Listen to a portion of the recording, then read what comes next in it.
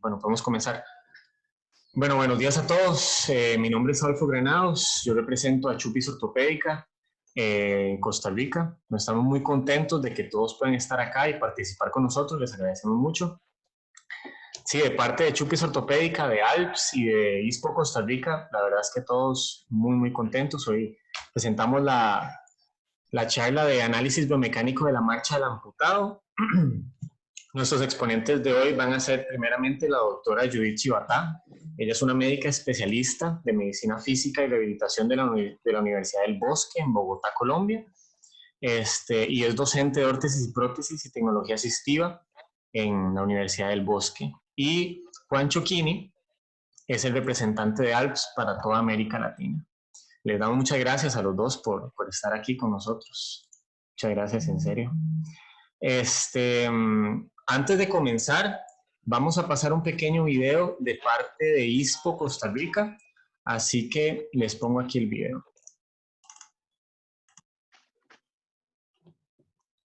Buenos días, mi nombre es María Amalia Medalla, soy presidente de ISPO Capítulo Costa Rica. Estoy muy agradecida porque usted está conectado en este momento con nosotros. En esta reunión virtual estamos colegas, profesionales afines en las áreas de medicina física y rehabilitación. Me da mucho gusto saludarlos. En breve tendremos la intervención de la doctora Judith Chivatá, médico fisiatra de Colombia, y del señor Juan Chocchini, que es un consultor de la marca ALPS. Ellos estarán exponiendo el tema del análisis biomecánico de la marcha del paciente amputado. Espero sinceramente que esta ponencia sea de mucha ayuda en su labor profesional. De antemano, les agradezco a los expositores por el tiempo y por la disposición que han tenido en hacer esta charla, y además agradezco a los patrocinadores ALPS y Chupis por haber facilitado los canales o los medios para poder hacer la realidad. Agradezco a Dios por tener salud y estar aquí con ustedes, y de la misma manera espero que ustedes se encuentren muy bien de salud y que se sigan cuidando. Espero verlos pronto en próximas ponencias. Muchas gracias. Bueno, antes de ceder la palabra, quiero hacer algunos recordatorios. Primeramente, que todas las preguntas pueden ser en la parte de preguntas y respuestas o en el chat. Yo voy a ser el moderador, entonces voy a estar comentando con la doctora y con Juan sobre estas preguntas. Y que sepan que esta charla está siendo grabada y el video posiblemente esté disponible en unas 24 horas. Sin más que agregar, le cedo la palabra a la doctora. Aló, ¿me escuchan? Perfecto, doctora. Muy buenos días a todos los que nos están acompañando: Colombia, Costa Rica, México, Argentina, Guatemala. No sé si se me escapa alguno. Agradecemos inmensamente esta integración, tanto centro como latinoamericana, con el fin de continuar nuestra formación académica. La principal foco de esta charla será meramente académico. Y tendremos algo de muestra de un estudio que encontramos que resalta de manera importante la necesidad de uso de interfaces en pacientes amputados, claramente dependiendo de la patología de cada paciente. ¿Dónde estás? Acá. Un momento. Adolfo, ¿me confirmas si se ve bien la presentación, por favor? Sí, se ve bastante bien. Muchas gracias. Entonces, para empezar, me presento. Mi nombre es Judith Chivatá, yo soy especialista en medicina física y rehabilitación de la Universidad del Bosque, Colombia. Además de eso, soy candidata a la maestría de órtesis, prótesis y tecnología asistiva, y soy docente del área de órtesis y prótesis para la especialidad de fisiatría en la Universidad del Bosque en Bogotá, Colombia. Para empezar, me parece importante poder tener definiciones básicas con respecto a lo que es la marcha normal, la marcha de aquel que no es amputado. Esto con el fin de lograr entender cuáles van a ser los objetivos y metas que vamos a buscar en los pacientes amputados. De lo primero que les quiero hablar es que de la definición de marcha. Marcha se considera un complejo conjunto de movimientos, momentos, potencias, fuerzas, coordinación, equilibrio que se interrelacionan en el cuerpo humano para determinar un desplazamiento del centro de masa cuya finalidad pretende poder generar el movimiento a expensas de los miembros inferiores. Vamos a tener unos prerequisitos básicos para la marcha normal. No estoy hablando de la marcha del amputado. Estos prerequisitos van a ser, primero, la estabilidad durante el apoyo de la marcha, lo cual va a estar dado por el centro, por el equilibrio del centro de gravedad del cuerpo y por una marcha alternante. El clearance adecuado, ya más adelante les voy a explicar.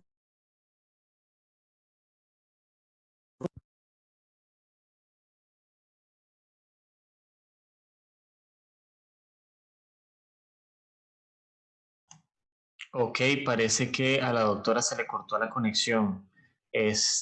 Vamos a darle un minutito para ver cómo resulta todo.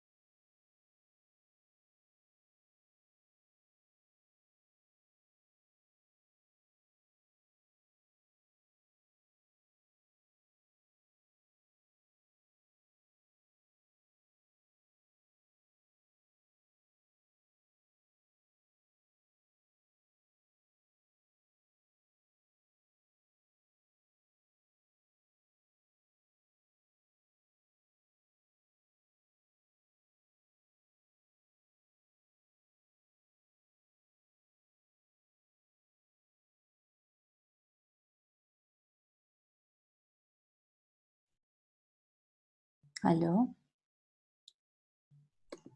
La escuchamos, doctora. Mil disculpas, parece que la tecnología me acaba de sacar de la charla. Ujú. Qué pena con ustedes. Entonces, Adolfo, ¿me Adelante. regalas anfitrionato, por favor? Sí, ahí está de anfitrión. Adelante. Oh, no me deja. Ya, acá. Mil disculpas a todos. Entonces nos hemos quedado en los prerequisitos básicos del paciente con una marcha normal. El clearance que se los explicaré más adelante, hace parte de los conceptos básicos de los que conocemos sobre los ciclos de la marcha. Este estará dado tanto por la estabilidad del pie durante la fase de apoyo, como una adecuada flexión de cadera, tobillo, rodilla, es importante, y un adecuado balanceo del cuerpo sin oscilaciones mayores a 5 centímetros. El preposicionamiento adecuado del pie antes del contacto inicial, porque esto pues nos va a permitir una estabilidad y fuerza adecuada durante la fase de apoyo inicial. Una longitud de paso adecuada. Esta va a estar dada por el hecho de que mantengamos un clearance adecuado en cada paciente y se preserve la flexión cadera, rodilla, tobillo que tanto énfasis vamos a ir haciendo en el transcurso de la charla. El objetivo de todos estos prerequisitos es la conservación de energía al caminar. Si usted tiene un alto gasto metabólico cuando está caminando, sea amputado o no amputado con una marcha patológica, va a terminar generando tanto desgaste en el paciente que la marcha se va a deteriorar aún más. Entonces, el objetivo de todo paciente será preservación de la energía al caminar. Van a haber factores predeterminantes en los pacientes amputados que van a determinar si este paciente va a presentar una patología o una marcha no esperada fuera de lo que esperamos, ya sea transtibial o transfemoral, que es en lo que nos vamos a basar principalmente. Esto va a estar dado por el nivel de amputación, en los componentes protésicos que usemos, los cuales pues estarán basados según la experticia de cada uno de nosotros, según las clases funcionales que se considere para cada paciente, la fuerza muscular de cada paciente, los rangos de movimiento y si el paciente presenta contracturas o no, ya que veremos que los que sabemos, tenemos conocimiento, sabemos que aquellos pacientes que tienen una contractura mayor de 10 grados ya nos va a presentar una dificultad para la alineación de la prótesis, versus aquellos que tienen unas contracturas mayores de 20 grados que ya empieza uno a cuestionarse si primero intenta solucionar la contractura, porque eso ya va a generar una limitante significativa y va a generar un vicio del patrón de la marcha del amputado. Para empezar, quiero explicar qué es un ciclo de la marcha. El ciclo de la marcha se determina como el contacto inicial de un pie hasta el contacto inicial del mismo pie con el suelo. Hay conceptos básicos que considero importante que todos los conozcamos. Dentro de ellos, lo primero es qué es una zancada, que es casi la misma definición que en un ciclo de la marcha. Se determina que la zancada es el contacto inicial de un pie hasta el contacto inicial del mismo pie.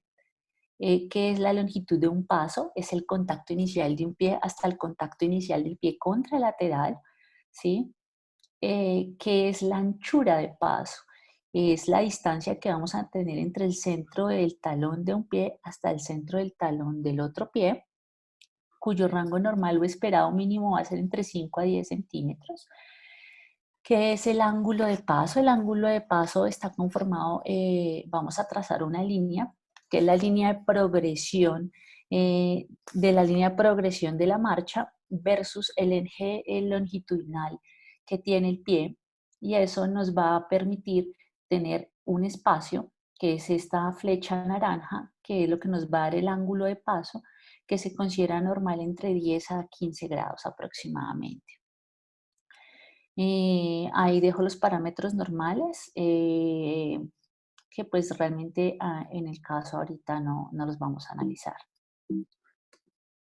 ¿Qué es el clearance? El clearance se determina por el espacio que hay de la región plantar al piso. Debe ser mínimo de 15 milímetros. Cuando es menor de 15 milímetros, el riesgo de caída del paciente aumenta. Y usualmente con ciertos tipos de pies, cuando tenemos problemas, usualmente se queda colgadito el pie, entonces la punta del pie no ofrece ese clearance básico que necesita ese paciente y va a hacer que el paciente haga compensaciones biomecánicas con el fin de lograr un clearance adecuado para no enredarse con la punta de su pie protésico. Determinar qué es la cadencia, que va a ser el número de pasos por minutos que da un paciente. La velocidad, que es la distancia que está cubierta en dirección a la locomoción. Usualmente pues la medimos en segundos por horas, en metros por segundo o en kilómetros por horas. Y vamos a hacer valoración en la marcha normal, que no voy a entrar a explicar acá, de los momentos internos y de los momentos externos. Todo momento externo será aquella fuerza de reacción a piso que logremos, y todo momento interno estará dado por las contracciones musculares que generen el movimiento de una articulación. Entonces vamos a hablar básicamente de la marcha normal. Eh, la marcha normal vamos a tener dos fases principales, la fase de apoyo y la fase de balanceo. La fase de apoyo va a ocupar el 60% del ciclo de la marcha, mientras la fase de balanceo va a ocupar, como lo podemos ver, el 40% de la fase de la marcha, de tal suerte que al principio del ciclo de la marcha y en la mitad del ciclo de la marcha vamos a encontrar una fase de doble apoyo. Tendremos dos fases de doble apoyo en cada ciclo de la marcha. Estará de tal suerte al inicio y en la mitad. Y cada ciclo de doble apoyo corresponderá al 10%. Vamos a tener periodos, ¿sí?, determinados. Uno, pues, como ya les digo, es la fase de apoyo, el periodo de apoyo, y la otra es el periodo de balanceo. Tareas. Las tareas van a estar dadas por la aceptación de peso, el apoyo simple y el avance de la extremidad, ¿sí? Las fases que van a ser las que las que vemos acá. La primera fase va a ser el contacto inicial, la segunda va a ser la respuesta a la carga, la tercera va a ser el apoyo medio, la cuarta va a ser el apoyo terminal y la quinta va a ser la fase de prebalanceo. Esas fases van a corresponder a las fases de apoyo. Después tendremos el balanceo inicial, el medio y el final, que ya corresponde a la fase de balanceo. Existe algo que conocemos como las meceduras. Antes No hace mucho, cuando yo era estudiante, se concebían 3 mecedoras. Hoy por hoy se conciben 4 mecedoras. La primera mecedora, que es la que vemos y que está estos punticos verdes a nivel en contacto inicial y respuesta a la carga, significa que la primera mecedora hace su efecto en talón, ¿sí? Que corresponde a la fase de contacto inicial y respuesta a la carga. La segunda mecedora se traslada al tobillo, que hace su efecto en el apoyo medio. La tercera mecedora se traslada a la cabeza de los metatarsianos, que hace su efecto en el apoyo terminal, y la cuarta mecedora se traslada a los dedos, que hace la fase al apoyo terminal. Ahí principalmente es donde vamos a encontrar las 4 mecedoras que son tan importantes para lograr la progresión equilibrada del centro de masa. Vamos a resaltar que tendremos que evaluar 3 planos de movimiento con el fin tanto en marcha normal como en cualquier tipo de marcha. Una será la marcha sagital, ¿sí? Que es cuando vemos al paciente de lado. La otra es la evaluación sagital, que es cuando vemos al paciente de lado. La evaluación coronal, cuando vemos al paciente de frente. Y la evaluación transversa, que no es sencilla, sería ideal poder ver al paciente desde arriba hacia abajo para ver ciertos tipos de integración escapulopélvica y otros tipos de ángulos durante la fase de la marcha. No es sencilla, usualmente es la que menos hacemos. ¿Qué vamos a ver en el análisis de la marcha del amputado? Entonces, en el contacto inicial, ¿qué es lo que esperamos que pase? ¿Qué es lo normal en el amputado transtibial? Entonces,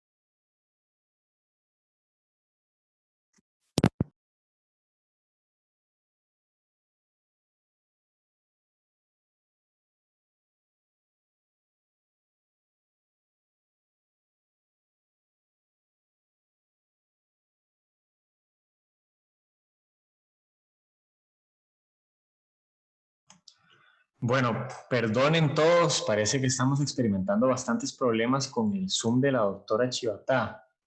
Ella dice que todo, o sea, todo está bien, es solo que la saca y nada más es cuestión de conectarse. Entonces le vamos a dar de nuevo un minutito. Disculpen.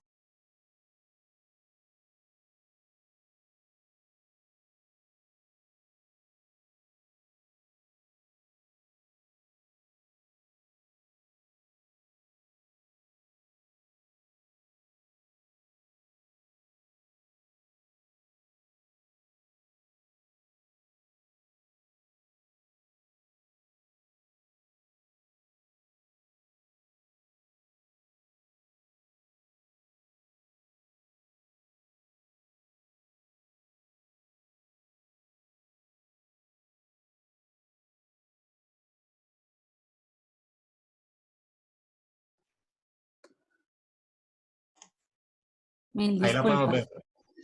Gracias, mil disculpas. La tecnología nos juega una mala pasada. Cosas que pasan, doctora, usted tranquila. Bueno, Ahí podemos entonces, ver. si me confirman, sí, ok. Entonces vamos a buscar ciertas cosas como íbamos en el análisis de la marcha del amputado transtibial. Hay cosas que van a ser normales, que vamos a esperar que pasen y que debemos valorar cuando estamos analizando un paciente con una amputación transtibial. Entonces, primero, en esta fase se va a hacer el principal shock absorbing. Segundo, siempre vamos a encontrar una rodilla ligeramente flexionada. Esta flexión puede ir de 6 a 10 grados. No hay una extensión realmente completa en este contacto inicial, lo que pasa contrario con la marcha normal. Debemos evaluar que la región subcapital a nivel de la cabeza de los metatarsianos deje un espacio de por lo menos 4 centímetros entre el piso y la región plantar, como nos señala acá la flecha roja, y que la pelvis y el tronco se mantengan estables en ese momento de transferencia y no haya una gran oscilación de los mismos. En respuesta a la carga, lo que les estaba explicando, pasamos de ese contacto inicial a respuesta a la carga con una flexión de una rodilla de 6 a 10 grados que se mantiene. No alcanzamos hasta los 18 grados que a veces alcanzamos en una marcha normal. Debemos evaluar la compresión de talón, que llegamos a alcanzar una compresión del talón del pie protésico entre 1.5 a 2 centímetros aproximadamente. Acá el cuádriceps ejerce un gran ejercicio, son los principales estabilizadores durante la respuesta a la carga del paciente amputado transtibial, ya que genera una contracción excéntrica que le va a generar al paciente esta seguridad y esa capacidad de mantener la estabilidad de la rodilla en este momento. Igual tenemos que vigilar que el tronco se mantenga equilibrado, que no sus oscilaciones anteroposteriores, laterales e inclinación no aumenten más allá de 5 centímetros, la regla del 5, porque si no, pues esto ya nos va a generar un aumento del gasto metabólico de ese paciente.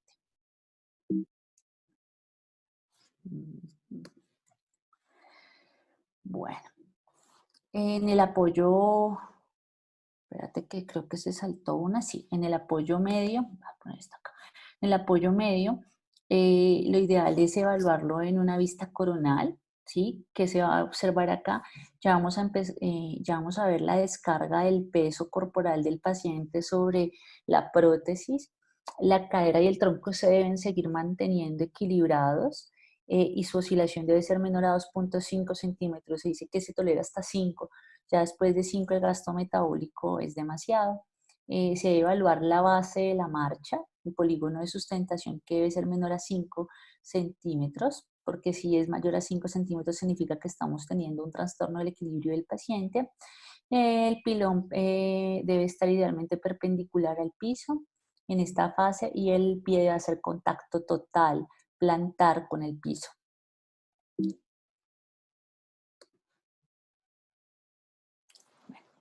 En el apoyo, en la fase de apoyo final, le vamos a hacer una evaluación sagital.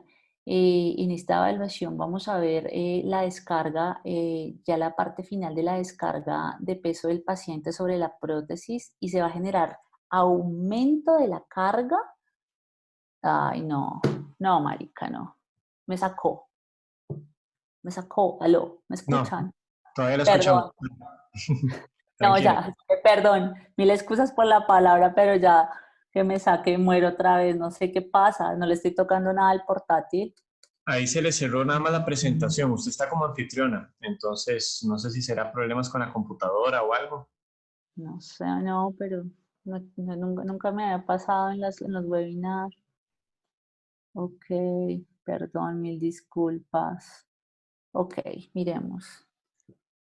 Entonces, en el apoyo final, vamos a ver la descarga vamos a empezar aquí a hacer descarga del pie protésico, ya no va a haber tanta carga de peso en el pie protésico, en el miembro inferior protetizado, y vamos a aumentar la carga de la pierna contralateral. Depende del tipo de pie que se le ponga al paciente, podemos encontrar una flexión plantar activa, sobre todo en aquellos pies que hacen retorno de energía. Y acá ya empieza el aumento de la demanda de estabilidad, de equilibrio del pie sano. En la fase de balanceo tenemos que evaluar tanto la vista sagital como la vista coronal. Acá el objetivo es permitir que la rodilla tenga una flexión, una fácil flexión. ¿Para qué? Para alcanzar el famoso clearance. Si el paciente no logra hacer una adecuada flexión de rodilla, por la razón que sea, el clearance se va a ver afectado y esto va a aumentar el riesgo de caída del paciente. Vamos a analizar también que hay una longitud simétrica del paso, que el muñón esté estable dentro del socket, que el socket esté bien adaptado. Recordemos que el principio fundamental de las prótesis es el socket. Sin un buen socket ya vamos en pérdidas, después de ello ya es el sistema de suspensión y el resto de los componentes protésicos.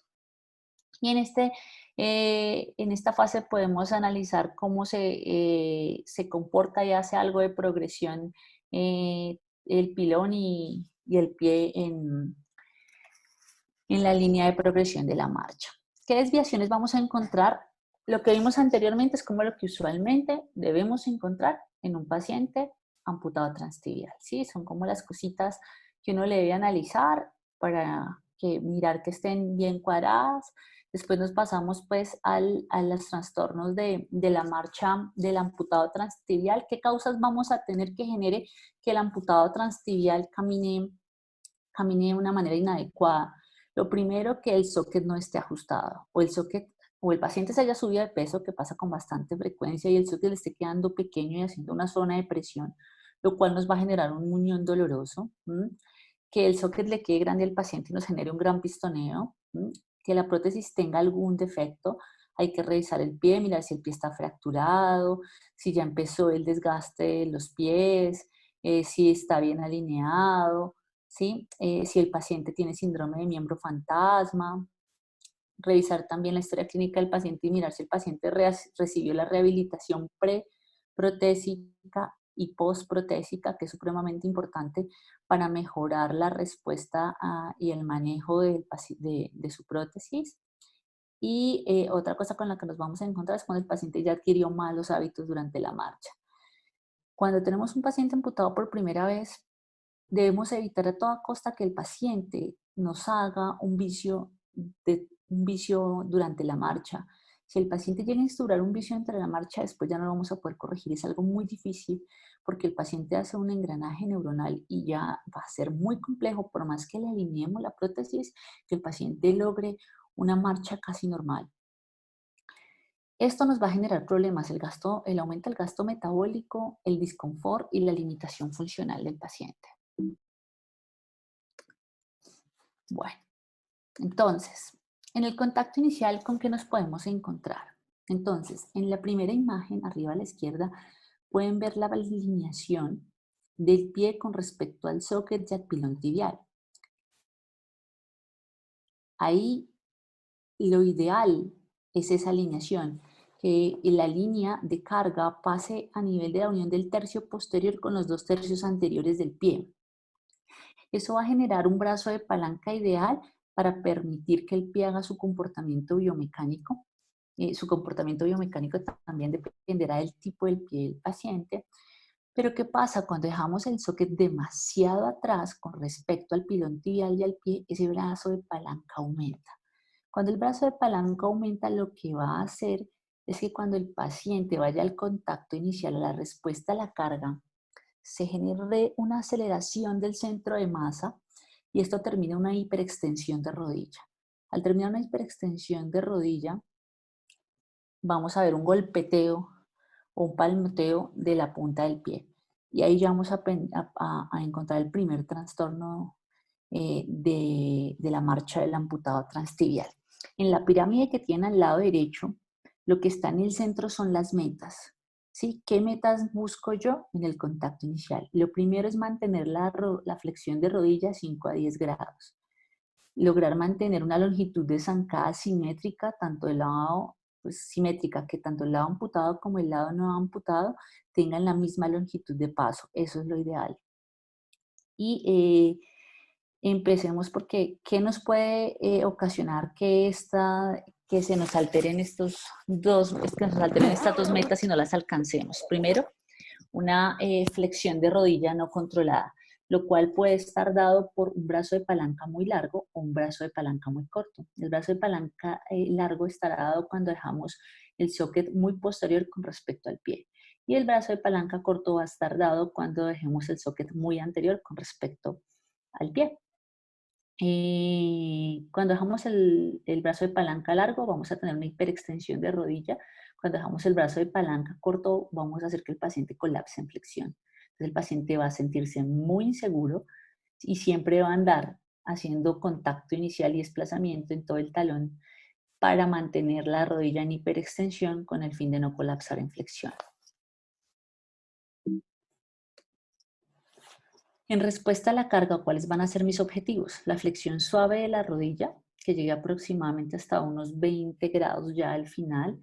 Revisar que el talón haya hecho una compresión de por lo menos 3/8 de pulgadas, como ya lo habíamos dicho, y que no haya pistoneo. Si hay pistoneo, ya va a haber inestabilidad, muñón doloroso, y esto ya de per sí nos va a generar un trastorno de la marcha a nivel de esta fase. Cuando tenemos problemas con la adaptación del socket, cuando el socket es demasiado grande y el paciente tiene ese pistoneo, el paciente tiende a caminar en hiperextensión de rodilla con el fin de evitar que durante el balanceo se le salga la prótesis. En el apoyo medio, ¿qué vamos a evaluar?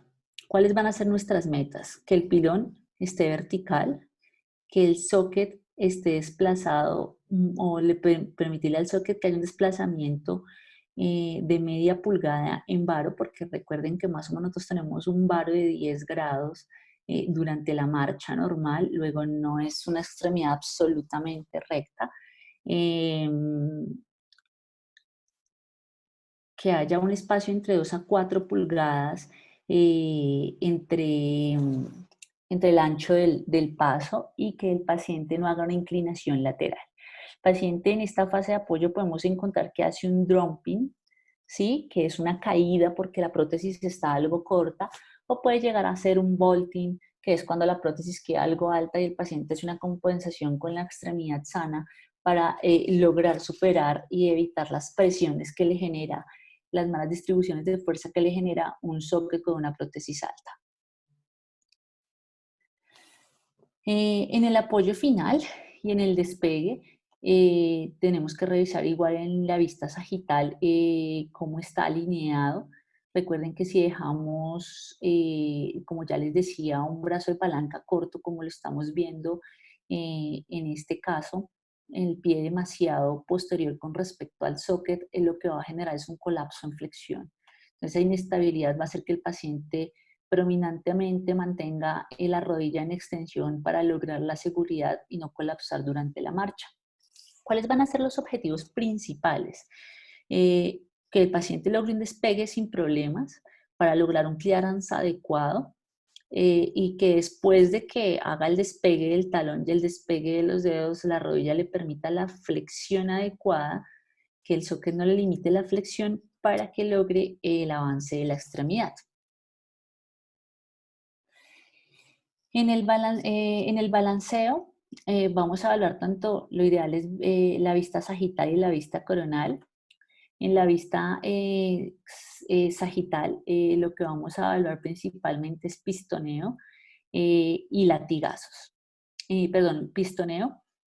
Lo que vamos a ver en la vista anteroposterior o vista coronal van a ser los latigazos. Cuando tenemos una rotación externa del pie, vamos a encontrar un latigazo lateral, que es ese movimiento que el paciente hace de hiperextensión cuando hace la fase de balanceo y hace un contacto inicial bastante brusco. Y el latigazo pues medial es cuando ya vemos que el pie está en algo de rotación medial. Esto genera un poro de clearance, lo que va a aumentar un riesgo de caída y pues si el socket es grande, el paciente siempre llega quejándose de que se le zafa la prótesis y que ha tenido caídas por esta razón. Análisis de la marcha del amputado transfemoral. No sé si hacemos algo de preguntas, Adolfo, o seguimos. En este momento no tenemos preguntas ni en el chat ni en la zona de preguntas y respuestas con respecto a la charla y los temas que usted ha tocado. Entonces, si gusta, sigue. Nada más un recordatorio a todos. Cualquier pregunta que surja, lo que quieran, por favor en el chat o en la zona de preguntas y respuestas y nosotros evacuamos las preguntas apenas se pueden. Ok. En el análisis de la marcha del amputado transfemoral, la marcha del amputado transfemoral es un poco más compleja. Siempre nos vamos a enfrentar a mayor dificultad para lograr un adecuado patrón de marcha en la que el paciente amputado transfemoral. Hay algo importante que no haría parte de la charla en sí, pero que pues todos conocemos. Tenemos los 3 tipos de alineación: la alineación de banco, la alineación estática y la alineación dinámica. Voy a hablarles principalmente tanto de alineación de banco como alineación estática. Es muy somero lo que les voy a hablar porque no nos vamos a enfocar en lo que es la alineación protésica en este momento. ¿A qué va el punto? A que vamos a necesitar una carga de peso en el miembro inferior con una distribución adecuada y una alineación puntual para evitar que el paciente nos colapsa en flexión. Uno de los principales problemas de los pacientes amputados transfemorales es la sensación de inestabilidad en la rodilla protésica que los lleva a colapsar en flexión. Por eso usualmente podemos encontrar un paciente que ingresa con una marcha en circunducción, con un contacto inicial en talón, que no hace ninguna de las otras fases, no hace respuesta a la carga, no hace fases de apoyo, simplemente se queda en el contacto en el talón porque eso le genera una estabilidad en extensión y el paciente ha tenido pues malas experiencias y colapsa en flexiones. Puede estar dado por cómo quedó alineada la prótesis. Entonces, ¿qué dice pues la literatura? La literatura dice que la línea de carga debe pasar por el trocánter mayor del paciente, ligeramente anterior a la rodilla protésica y a nivel del punto articular del tobillo, ¿sí? Esto también no es tan así, ¿sí? Esto sería como básicamente la alineación estática, porque tengamos en cuenta que muchos de los elementos protésicos ya vienen con estándares de configuración. Entonces debemos tener la creación de cada elemento, tiene un estándar de configuración cuando hacemos el montaje protésico, razón por la cual debemos pues tener el principio básico que es este. Se dice que lateralmente pasa pues la línea de carga por ese nivel. Se puede evaluar con una plomada o con un láser y ya hay en los celulares apps con el láser que le permiten a usted hacerlo en el consultorio sin ninguna dificultad, sin tener que cargar el láser. Tengo un láser pequeñito cuadrado, con ese es el que trabajo. Antero-posteriormente se dice que debe cruzar por la mitad del socket y pasa en el pie a nivel entre el primero y el segundo dedo protésico. Principalmente es eso. Siempre recordemos esta línea puntiforme que estamos viendo acá, es el punto de flexión. Nosotros nunca se deja alineada una prótesis en extensión o a 0 grados, siempre se deja tanto en los transtibiales como en los transfemorales. Se considera de base una flexión de socket de 5 grados por lo menos. Si el paciente ya tiene una contractura, se debe dejar de 5 grados por encima de la contractura con el fin de que el paciente logre la compensación de ese vicio que nos va a generar una alteración de la alineación. En el contacto inicial, ¿qué vamos a evaluar en el amputado transfemoral? Lo primero, acá vamos a evaluar el contacto inicial al apoyo medio. En la primera figura vemos el contacto inicial, en la segunda la respuesta a la carga y en la tercera vemos lo que es el apoyo medio. ¿Qué nos va a afectar el contacto inicial al apoyo medio? La función de la rodilla, el tipo de rodilla que tengamos. ¿Qué control tiene ese paciente de esa rodilla? ¿Qué tan buen grupo muscular tiene? Ya de per se hacer el control de la rodilla es difícil, porque pues le falta la parte distal que es el anclaje al paciente para lograr tener un adecuado control de su cuádriceps, de sus abductores y de sus aductores. La extensión que el paciente va a lograr tanto en el contacto inicial y la ligera flexión que se logra ya en la respuesta a la carga. En las rodillas por microprocesadores se logra maravillosamente esa ligera flexión que puede llegar hasta ser a 10 a 15 grados. En el resto de las rodillas es un poco más complejo realmente y usualmente los pacientes se quedan en extensión, adquieren esa capacidad de mantener la rodilla en extensión en estas dos fases, tanto en el contacto inicial como en la respuesta a la carga, con el fin de mejorar la estabilidad durante la descarga de peso inicial en el miembro protésico. Del apoyo medio al prebalanceo, vemos que la primera figura corresponde al apoyo medio, la segunda al apoyo terminal y la tercera al prebalanceo. ¿Qué vamos a ver? ¿Qué vamos a evaluar? Que el paciente tenga una elevación suave del talón, que su centro de masa progrese sin una gran oscilación, que el paciente sobre todo en el apoyo terminal, haga una extensión de cadera sin hacer una compensación con una hiperlordosis lumbar, ¿sí? Y que logre ya en el prebalanceo la flexión de rodilla, una pequeña flexión de rodilla que va a ser el punto de ancla para poder lograr el prebalanceo adecuado. En la fase de balanceo, la vamos a seguir evaluando en la vista sagital. Entonces, en la primera que vamos a ver es el prebalanceo inicial y en la segunda que vemos es el balanceo inicial y la otra es el balanceo terminal. Entonces, ¿qué se evalúa? Que el paciente alcance el clearance adecuado, que la rodilla se active en flexión.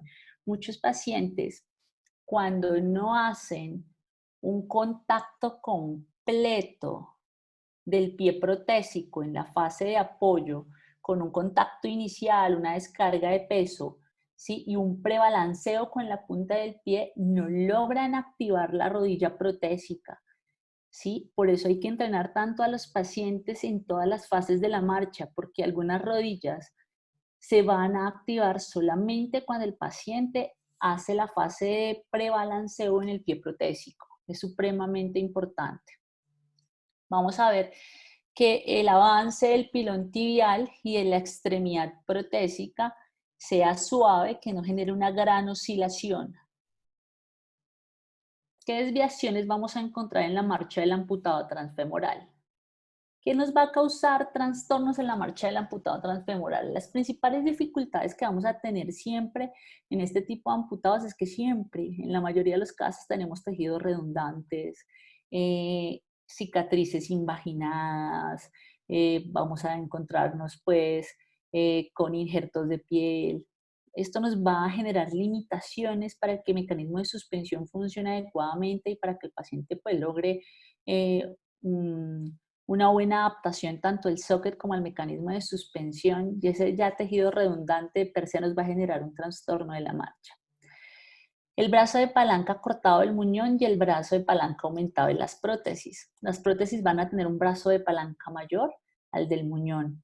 Al ser esto, pues el paciente no va a tener tan buen control de ese miembro inferior protésico. ¿Qué tanto compromiso muscular tiene este paciente? ¿Qué tanta debilidad? ¿Qué tan buena rehabilitación de los abductores, de los aductores, de los extensores de cadera, de los flexores de cadera? Acá todos tienen importancia para lograr que el paciente logre todas las fases de la marcha.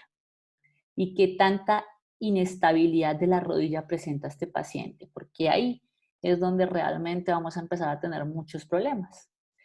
Esto básicamente nos va a generar lo mismo que en el amputado transtibial, aumento del gasto metabólico, un disconfort, no tolerancia a la prótesis, limitación funcional. Algunos pacientes también tienen dolor neuropático, el dolor de síndrome de miembro fantasma. Entonces, tenemos que manejar todo esto o tenerlo muy claro en el momento que estamos protetizando al paciente. Doctora, Dímelo. aquí me dicen nada más un pequeño comentario Sí, sí, que sí. si podría apoyarse con el mouse, con el vector del mouse, nada más como ¿Me para indicar. ven? ¿El mouse lo ven? Sí, lo vemos. Así Entonces, cuando puede usar estoy como con los residentes no me lo ven. Qué pena, mil disculpas. no, pero Gracias. que lo use como herramienta para dar énfasis y Ahí guiar. sí, muchas gracias. Qué buen apunte. Gracias al que lo dijo. Mil gracias. Bueno, entonces continuemos. En el contacto inicial al apoyo medio, entonces acá nuestra pirámide. El centro de la pirámide siempre serán las metas que vamos a buscar en el amputado. O sea, que vamos a buscar que este amputado tenga durante su ciclo de la marcha. Entonces, lo primero que va a hacer es estabilidad durante la extensión de la rodilla, que tenga una flexión plantar suave, ¿sí? Y que la longitud del paso sea lo más simétrico posible.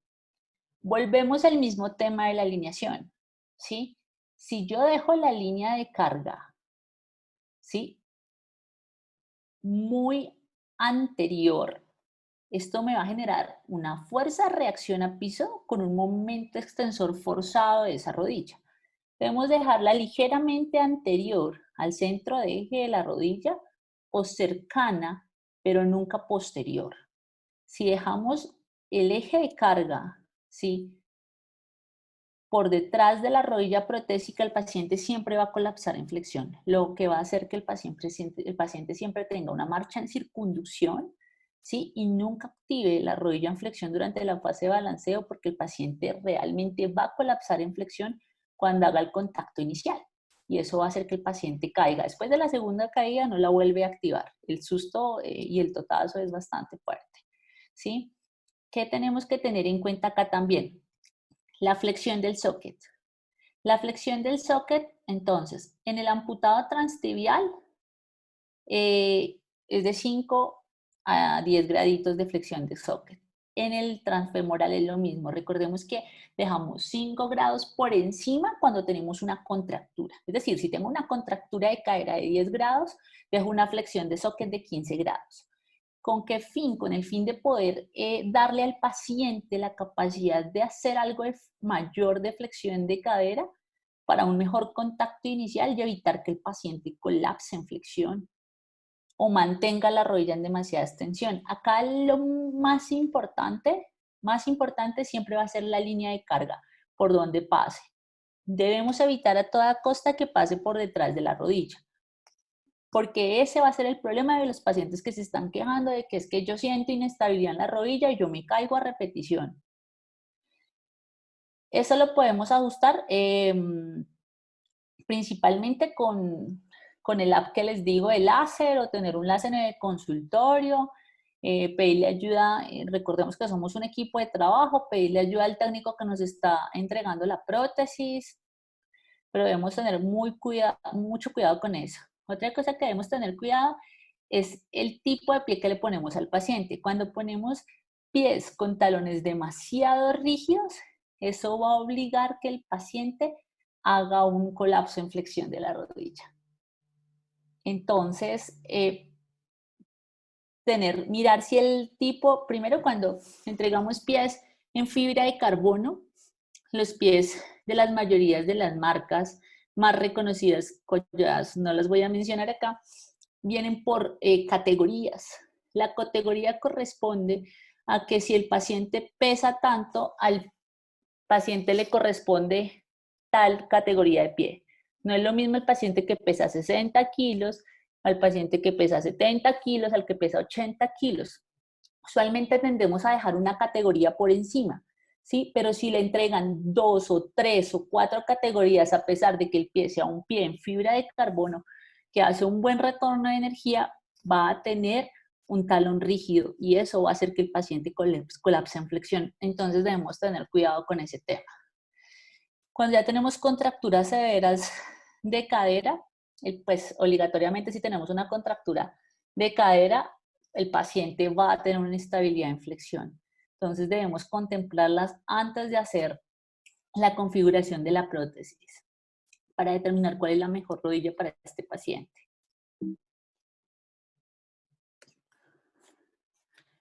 En el apoyo medio, ¿qué vamos a encontrar en el apoyo medio? El famoso golpeteo del pie. ¡Pah! ¡Pah!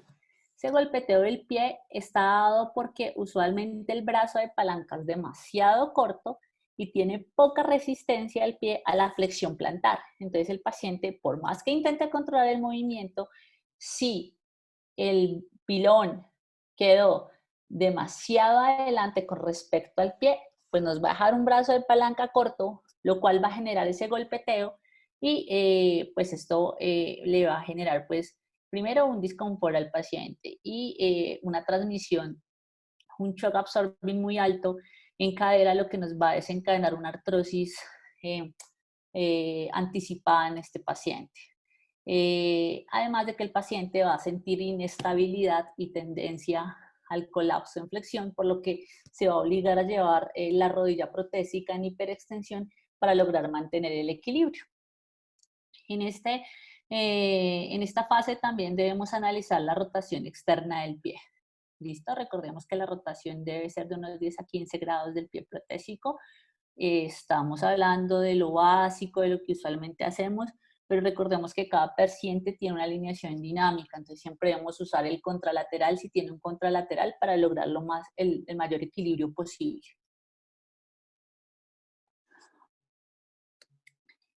Bueno, en el apoyo medio, ¿qué vamos a ver? Entonces, en el apoyo medio principalmente, cuando las prótesis quedan muy cortas, el paciente tiende a hacer una inclinación lateral de tronco. Entonces, se comporta como una marcha en Trendelenburg. Hay varias cosas que buscar. Uno, la prótesis está corta.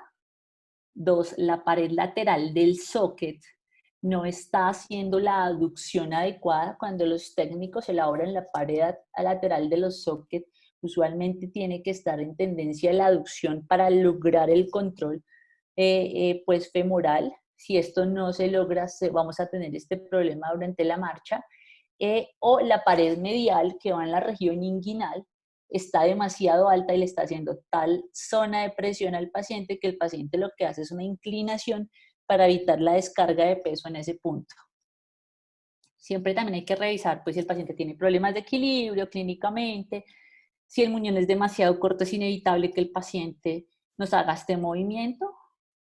Si el paciente tiene dolor, mirar la fuerza muscular, principalmente de los abductores. En el apoyo medio vamos a encontrar la marcha abducida, ¿sí?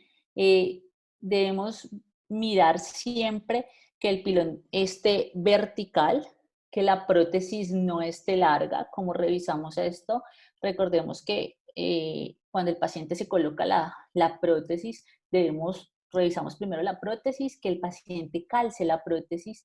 Recuerde que el paciente no debe usar un zapato plano, que la altura y los pies protésicos vienen creados para que el tacón, la parte posterior de los zapatos que el paciente use con la prótesis tengan mínimo 10 milímetros de altura.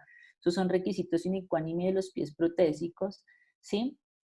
Ya cuando revisamos esto con pelvímetro o simplemente con nuestras manos miramos la altura de las crestas ilíacas anteriores, posteriores, paramos al paciente desnudo, miramos las alturas del hombro, miramos los pliegues triangulares, miramos los huecos sacros y miramos que el paciente esté con la prótesis a la altura adecuada.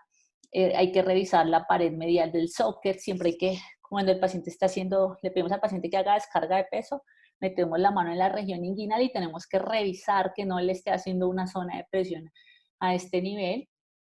Y también mirar que la pared lateral del socket haga una buena contención, principalmente eso. En el apoyo medio, ¿qué va a pasar? El paciente puede hacer una hiperlordosis, hace una hiperextensión de cadera. Esto está dado porque el socket tiene una flexión insuficiente, ¿sí? O que el paciente presenta una contractura en flexión, que no tiene posibilidad de ajuste protésico, entonces el paciente inevitablemente va a hacer esa compensación biomecánica con el fin de lograr la menor oscilación del tronco, pero igual esto le va a generar un trastorno de la marcha y dolor. Hay que siempre estar pendiente de los extensores de cadera, y algo que a veces no hacemos es el fortalecimiento abdominal del paciente, supremamente importante. En el apoyo terminal y en el prebalanceo, vamos a revisar cuáles van a ser pues nuestras metas.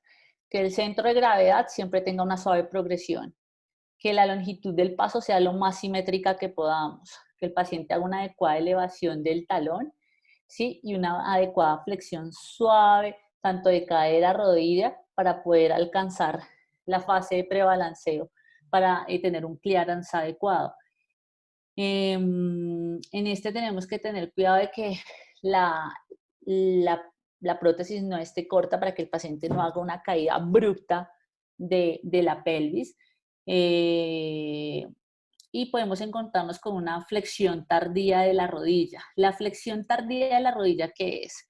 Lo mismo que yo les decía, si el paciente no hace un contacto inicial en talón y activa todas las fases en el pie protésico hasta llegar a la fase de prebalanceo, si no hace la activación de prebalanceo de los dedos del pie protésico, el retorno de energía o la activación del pie va a ser incompleta, lo que va a hacer que la flexión de rodilla no se active. Entonces el paciente va a empezar a hacer vicios por la marcha, versión sin conducción, en abducción, una hiperflexión de rodilla, una hiperflexión de cadera con el fin de compensar esa flexión de rodilla que está ausente, se va a quejar de que él siente la rodilla muy dura.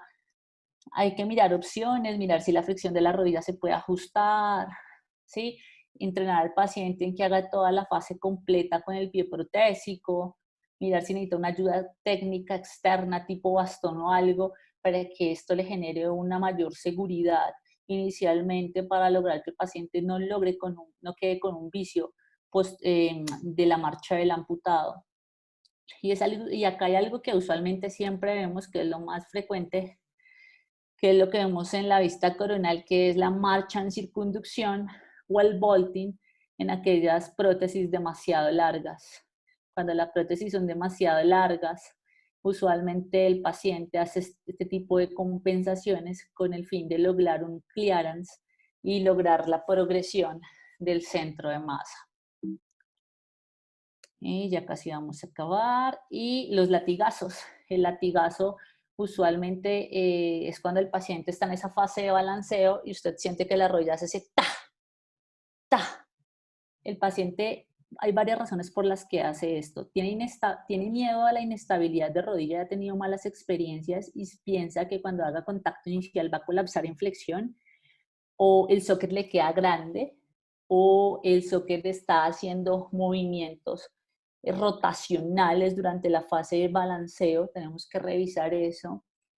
El pie está en demasiada rotación externa, el pie está en demasiada rotación interna, el socket es pequeño, ¿sí? Hay cosas que tenemos que analizar. Y esto es parte de lo último que ya Juan Cioccini les va a hacer la muestra. Es un estudio del 2020 en el cual demuestran que existe una influencia en el comportamiento biomecánico de la marcha del amputado con el uso de interfaces. Es bien interesante, pues porque siempre procuran mostrar que si tengo este tipo de liner, porque este tipo de liner es mejor que este. No, este estudio realmente busca es demostrar si existe una influencia, ¿sí?, en la marcha del amputado con el uso de una interfaz específica. Y ahorita Juan les va a hablar de esto. Estas son las referenciaciones de la charla del día de hoy. Me disculpo, pero es algo denso, no es tan amable como otras charlas que podríamos dar y que vamos a dar a futuro, que son un poco más dinámicas, pero si no conocemos esto, el resto nos va a generar problemas. No solamente debemos conocer componentes, debemos tener clara la marcha del amputado. Muchísimas gracias, acá les dejo mi correo electrónico. Muchísimas gracias a Chupis Ortopédica por la invitación, a Alf por el patrocinio y a todos ustedes por sacar tiempo para escucharnos. Muchísimas gracias a usted, doctora. Más bien,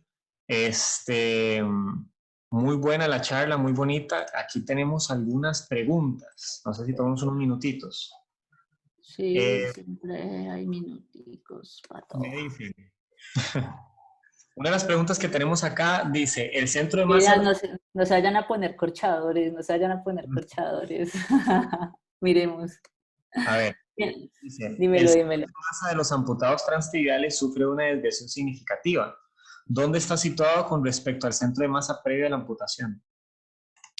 El centro de masa no cambia realmente. Tú tienes un centro de masa, alguna literatura dice que es L5, S1, otros dicen que es L4, L5, estamos hablando del centro de masa, no del centro de gravedad, son dos cosas diferentes. Pero el centro de masa en bípedo pasa por allí. Una cosa es el centro de masa corporal y otra cosa es el centro de masa segmentario. Cada segmento corporal tiene un centro de masa. ¿Sí? Pero si me hablas del segmento de masa corporal, sigue en el mismo nivel. Si el paciente está en bípedo, si el paciente está sedente, como cuando usa sillas de rueda, el centro de masa sí cambia. El centro de masa se aproxima en los pacientes en sillas de ruedas a al ombligo, lo más cerca al ombligo sin que esto genere volcamiento en las sillas de ruedas. Ese es el centro de masa del paciente en sedente. Pero si hablamos de centro de masa corporal, sigue siendo el mismo, pero si es segmentario, sí se modifican, pero pues digamos que el segmentario ahí sí ya lo que nos preocupa es como el brazo de palanca que nos dejen los que nos amputan el paciente para poder trabajar mejor con eso. Ok, No sé perfecto. si, listo. Me parece que sí, bastante bien. Tenemos otras, hay dos que yo, bueno, las analizo y las veo bastante similares. Dice, básicamente es cuál es el máximo de grado de grado de contractura de inflexión de cadera que, que es tolerado para que el paciente sea posible protetizarlo. 20 grados es lo máximo. Después de 20 grados ya es pérdidas. Tienen que solucionar primero la contractura. Esto está descrito en la literatura. Usted con 10 grados lo logra, con 15 grados va a tener un trastorno de la marcha, pero lo logra. Pero si el paciente tiene una contractura, sea cual sea la articulación, tanto en la ortésica como en la protésica, la ley de 20 de contractura ya es una limitación para la protetización. Ok. Otra de Gustavo Andrés Cadena dice, en los pies rígidos que no hacen retorno de energía, ¿cuál es la forma en que realizan un clearance adecuado? Ah, no. Esa sí te la dejo para la próxima charla. Comportamiento biomecánico de los pies, se las propongo. Perfecto, Eso es todas estas. diferente porque estamos hablando de marcha del amputado. Si yo me voy a preguntar biomecánica del comportamiento de cada uno de los pies, es diferente. Tanto del SASH como del articulado, como tanto del dinámico. Ok, perfecto. Las charlas que vienen, luego voy a compartir los links y vamos a ver cuáles son para que las recuerden. Alguien me pregunta aquí, ¿se puede revertir una contractura? ¿Con qué método? Es complejo. Es complejo. O sea, como médico te digo que es muy complejo. Depende. Depende. Yo he tenido una paciente que tiene una contractura de 90 grados de cadera y me la mandaron para que la protetizara. Lo único que se me ocurrió fue mandarlo a la junta de reemplazos, justificando que si le hacen un reemplazo articular yo voy a recuperar un rango de movimiento. Pero es complejo, no siempre logra solucionar una contractura. O sea, en nuestro maravilloso mundo de nuestros sueños infinitos del país de las maravillas, deseamos protetizar a todo el mundo, pero lastimosamente logramos protetizar un 95%, un 5% tienen una u otra limitante, así como siempre debemos tener en cuenta el gasto cardíaco del paciente, cuánto es su fracción de eyección, si el paciente es cardiópata, si no es cardiópata, cuánto le va a costar mover esa prótesis, que es mejor dejarlo con o sin prótesis, que me va a generar un gasto metabólico menor. Hay que tener cuidado con eso, pero no hay, o sea, una solución total no la vas a encontrar. Perfecto, entiendo. Una cosita, claro, porque veo que la pregunta se está repitiendo bastante. Sí, la charla se va a compartir, la charla se está grabando en este momento, va a estar disponible en 24 horas aproximadamente a través del Facebook y del YouTube de Chupis Ortopédica. Eh, Cualquiera que lo necesite por aparte, link, puede hacer la petición. Doctor, aquí tengo otro, dice, ¿de qué depende el tipo de pie que se le entrega al paciente? O dejamos eso también para la charla que viene. Eso sería para otra charla interesante, pero ¿de qué depende del tipo de pie? El tipo de pie y cada uno de los componentes protésicos siempre va a depender de la clase funcional del paciente. ¿Qué clase funcional tiene? ¿Qué edad tiene? Porque yo tengo un paciente de 70 años que es un K4 y tengo uno de 30 años que es un K2. Entonces, dependiendo de la clase funcional del paciente, yo elijo ese paciente que necesita, no por la edad, la clase funcional y qué hace ese paciente. Si trabaja en construcción, qué tanto dinamismo necesita, qué tanto trabajo pesado le va a meter a esa prótesis, ¿sí? Entonces, ahí es donde tú empiezas a negociar que si tiene invaginaciones en el muñón, si no tiene invaginaciones, si tiene un valgo, un varo, la amputación transtibial y tienes que meterle un adaptador desplazable porque al técnico va a sufrir mucho y no va a lograr una adaptación si tú desde la prescripción no le generas un adaptador desplazable. Son muchas cosas. cada componente, cada paciente, y podemos hacer una charla de clases funcionales y hacer como una pequeña guía para que tengan, para que se defiendan con lo básico que a los que nos cuesta más. Hay unas personas que nos cuesta más hacer prescripciones y hay unas que nos cuesta menos. Entonces la idea siempre es poder facilitarle a aquel que le cuesta más, recordando siempre lo que yo siempre les digo, que todos somos maestros de todo. Acá siempre todos vamos a aprender de todo, la idea es crecer en grupo y ese concepto de que el fisiatra va por este lado y el técnico va por este, o yo sé más que tú, no está bien. Es unamos fuerzas, tú qué opinas, yo qué opino, cómo lo solucionamos. Y no tengan miedo siempre de buscar ayuda. Yo siempre busco ayuda cuando tengo una duda. Prefiero buscarla porque sé que me voy a ahorrar un dolor de cabeza después. Ok, claro. Aquí veo otra pregunta. Dice, bueno, dice, por mi experiencia clínica, la mayoría de los pacientes durante la marcha alinean su extremidad con la prótesis con el miembro contralateral. Ujú. Sí, esa es la alineación dinámica. Eso es el principio, pero eso no quiere decir que no tengamos que saber que existe una alineación de banco y una estática. La que siempre va a dominar, siempre, siempre, siempre es la dinámica. Eso es como, pero debemos conocer la de banco y debemos conocer la estática. Pero siempre, si el paciente no tiene una contralateral y es bien amputado, ¿qué hacemos? Debemos de ahí partir de lo que conocemos como estático y de banco para poder llevar a ese paciente a la marcha. Me dicen acá también, a ver, ¿cuáles son las fuentes de dolor a nivel anatómico en los amputados de miembro inferior? Perdón, me perdí. Dice que cuáles son las principales fuentes de dolor a nivel anatómico en los amputados de miembro inferior. Uy, varias. La primera es el síndrome del miembro fantasma. Resulta que el 95% de los, bueno, la mayoría de amputaciones en el mundo están dadas por enfermedad vascular periférica, secundaria diabetes, hipertensión. Sí, eso está escrito. Se calcula que se va a triplicar para el 2050. O sea, lo que conocemos hoy por hoy, vamos a tener el triple de amputados para el 2050. Eso antes del COVID, ¿no? Después del COVID, el COVID viene con su adicional complejo, como lo estamos viendo. Esa es para los países de primer mundo. Para los países de tercer mundo, como mi país, yo hice mi estudio, mi tesis en amputados y resulta que la principal causa de amputación en Colombia, no he escrito ese artículo, pero es los accidentes de tránsito. Entonces dice que cuando tenemos una pérdida traumática, usualmente hacemos dolor neuropático. Si el paciente tiene un dolor neuropático, un TINEL positivo, que es que usted coge el muñón, hace esto, y el paciente no tolera, o simplemente usted hace esto en la base del muñón y el paciente no tolera, hay que empezar a mirar qué es. Está recientemente amputado, en ese mole mandémoselo al fisiatra para que le inicie su neuromodulador, le controle el dolor.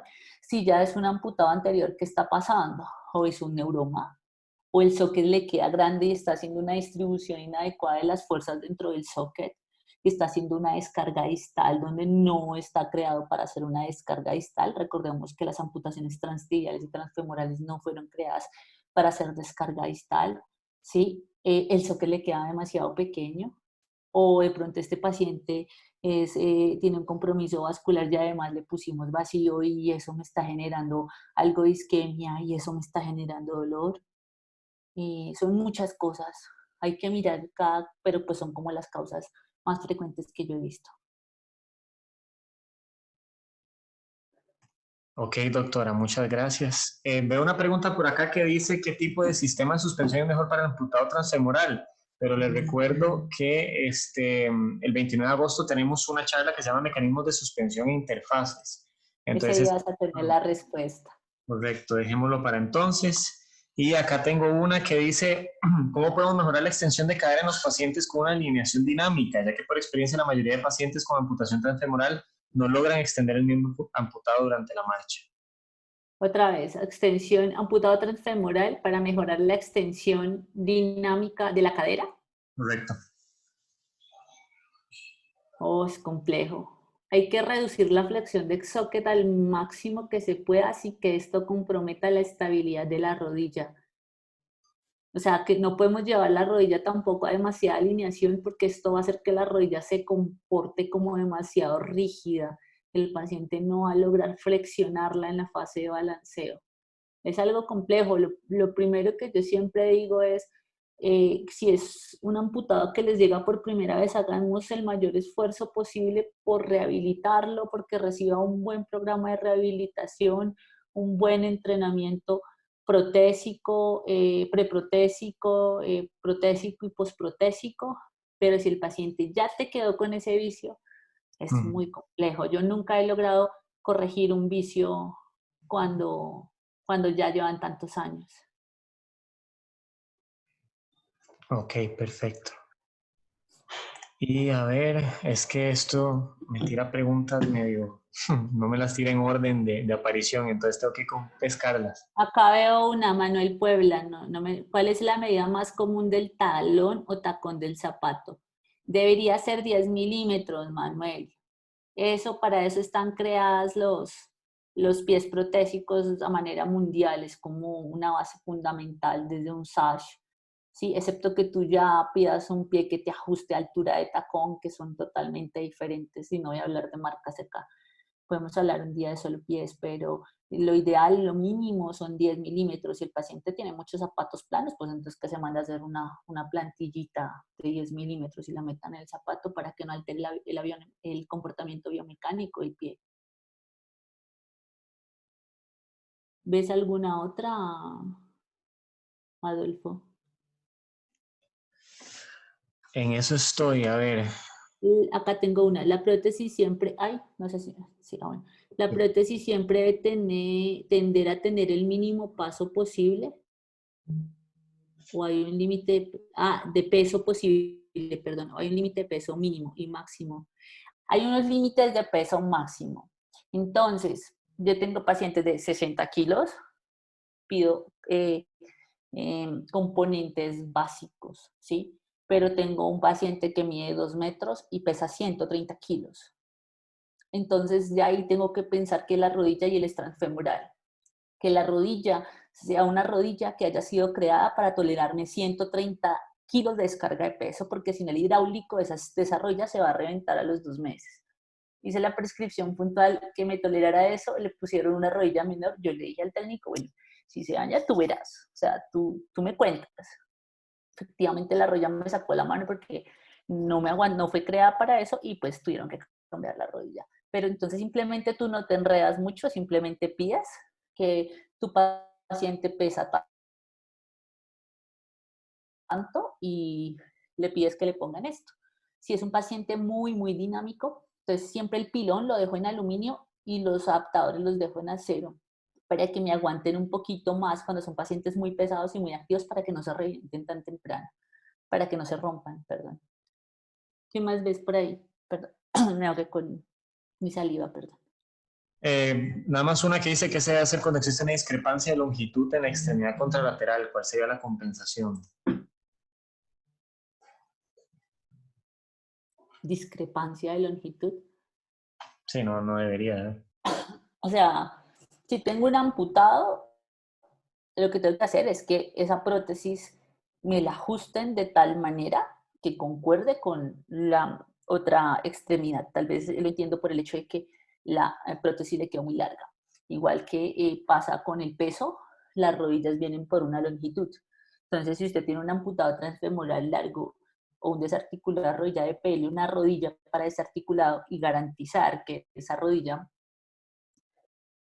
sea la que usted está pidiendo para que los adaptadores del pilón tibial, tanto la rodilla anatómica, ¿sí? Como el resto de los componentes, no le den una ganancia de longitud mayor a la prótesis. Sí me pasó no hace mucho que me entregaron una rodilla demasiado larga, ¿sí?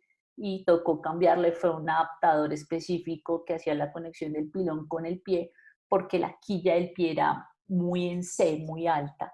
Entonces eso hacía que el paciente hiciera vaulting continuo y la fatiga lo llevó a dejar de usar ese pie. Pero de pronto es a eso. pero no debería ser. Si ya tienes una discrepancia de 2 pies anatómicos sin amputación, lo ideal es que pues corrijas el pie cortico, pero el pie acortado, pero en prótesis no debería ser. Ok, doctora, más bien por asuntos de tiempo, si quiere, dejamos el resto de las preguntas que vayan saliendo para el final. Le agradecemos mucho. Muchísimas gracias. La Muchas charla. gracias a todos por su tiempo. A usted, Infinitamente agradecida por la invitación y todo un honor compartir con ustedes. igual. Vamos a ver cómo está Juan. Juan, ¿estás por ahí? Juan, Sí, no sé si me escuchas. Escucho. A ver, el vídeo, no me deja poner el vídeo. Dale ahí. Ahí, creo que. Perfecto, Juan. Ahí te A ver vemos. sí, estupendo. Quiero ver si me deja compartir la Ahí estás compartiendo presentación. pantalla. Ahí vemos tu PowerPoint. Ah, se ve el PowerPoint. Perfecto. Gracias, disculpa. Si gustas ponerlo en modo presentación. Ah, bueno, listo, estamos. Bueno, Estamos a presentación. Sí, perfecto, genial. Juan, te cedemos la palabra. Muchísimas gracias por estar acá. Así que adelante, todo tuyo. Excelente, muchísimas gracias. Continuando con lo que la doctora comentó, hay un artículo muy interesante, es bien reciente, que habla sobre la influencia de los materiales de las interfaces protésicas en la marcha de los amputados transtibiales. Este artículo está hecho entre las universidades de Coimbra y Algarve, en Portugal, y es muy interesante cómo compara tres tipos de materiales: el copolímero, la silicona y el elastómero de silicona.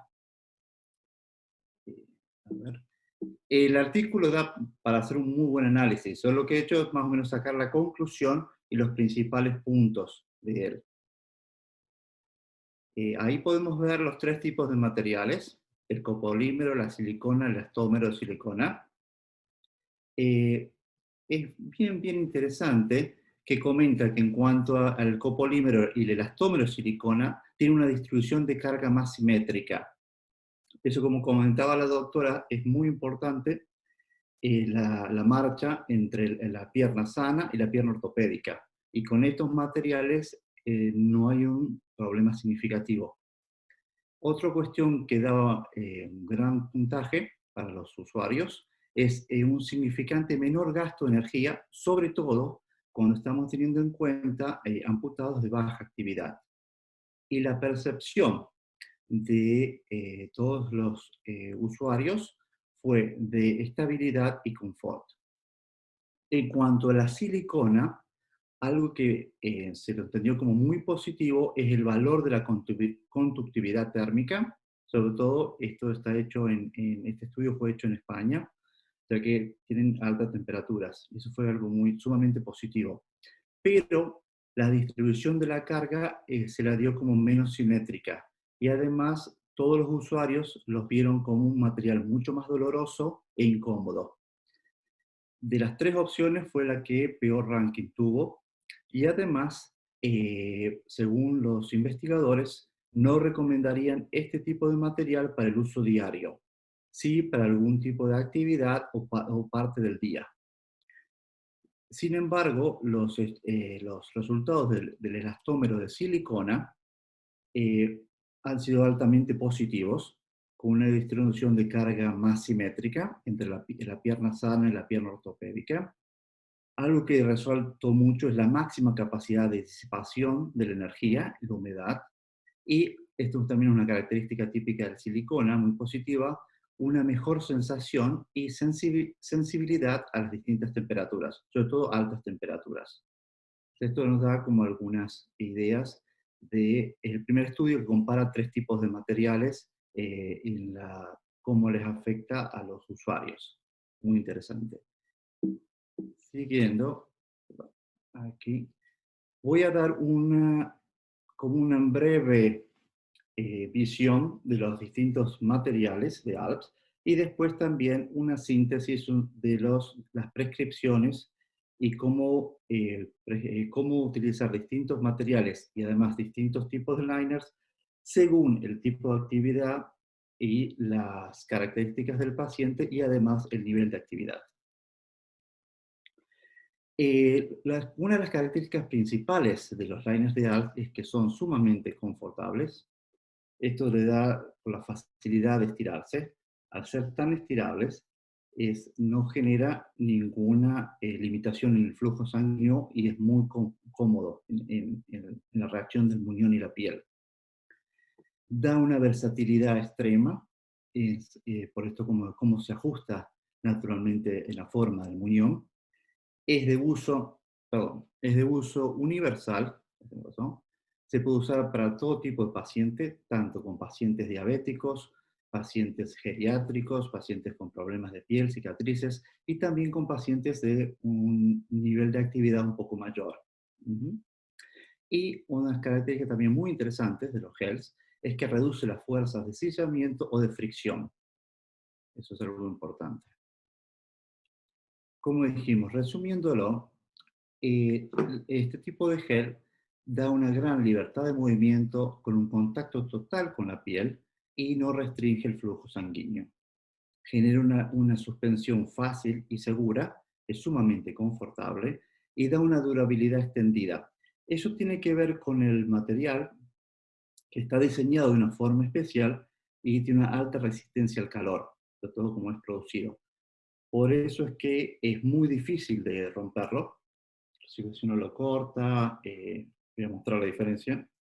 Nuevamente ahí lo he cortado, es prácticamente imposible romperlo. He hecho varios desafíos en las presentaciones a ver quién lo puede romper. Y comparado con otro tipo de material, que lo podemos ver, la silicona, qué fácil que es de romper. Por eso es que tiene la durabilidad que está extendida y que en algunos casos se puede llegar a dar una garantía muy larga, hasta 2 años. Pero bueno, tenemos 3 tipos de gel: el Easy Gel, el Grip Gel y el gel de alta densidad. Estos son según las características de la piel, las características del paciente y su nivel de actividad. Okay. Esto es un cuadrito para que sea claro y simplificarle la vida tanto a los doctores como a los protesistas, para que se vea el tipo de gel según las características de la piel. Si tenemos con pieles con cicatrices, problemas de piel o problemas dermatológicos, es recomendable el uso de antioxidantes. Y esto lo usa el Easy Gel, como decimos, tanto con diabéticos como con pacientes con problemas de piel de bajo nivel de actividad. Ya cuando tenemos una piel más sana, es aconsejable otro tipo de gel, porque tiene demasiada elasticidad este gel, con lo cual pierde control y estabilidad. Siempre hay un balance entre el control y estabilidad y cuán confortable es el material. Juan, Y ahí, sí. disculpame un segundo. No sé si podrías acercarte un poco más o hablar un poco más alto, porque hay varias personas que dicen que no escuchan muy bien. Perdona. Ok, pongo más fuerte la computadora. ¿Ahí se escucha mejor? ¿Hola? A mí siempre se ha Sí. escuchado bien, pero bueno, ahí vos continúa. Gracias. De nada.